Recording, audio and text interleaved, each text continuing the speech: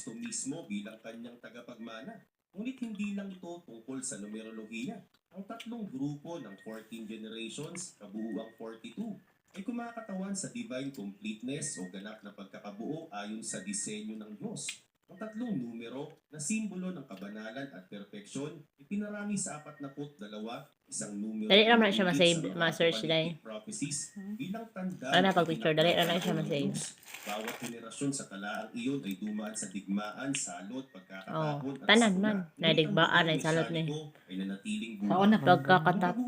Namang gyapon ron, mga panghitabo gyapon. Bisag sa atong kinabuhi. Sa loob ng 2,000 taon na hindi naputol sa kabila Siyempre ng na may lahat ng trials. trahedya, ay imposibleng mangyari kung wala ang kamay ng Diyos. Mas Oh, katulad si Jose, oh, nga gilabay siya ang mga igsuon. Ito sa balon. Oh. Oh, gituyo to sa Ginoo. Pero bukod natin, si Jose pa, kana si Joseph, mano nga Jose ang gilabay sa balon ng igsuon niya. Mano papa ni Jesus Christ? Dili. Lahi nga Jose to. Lahi to Lahi, kay Jose. lahi. At sa kasal ni Atalia, anak ni Jezebel. Sa akong nabalahan, lahi. Nilinis ng Diyos ang lahi ni David. Parang banal na genetic. Kaya kato siya naminyo man to siya dito sa kuan.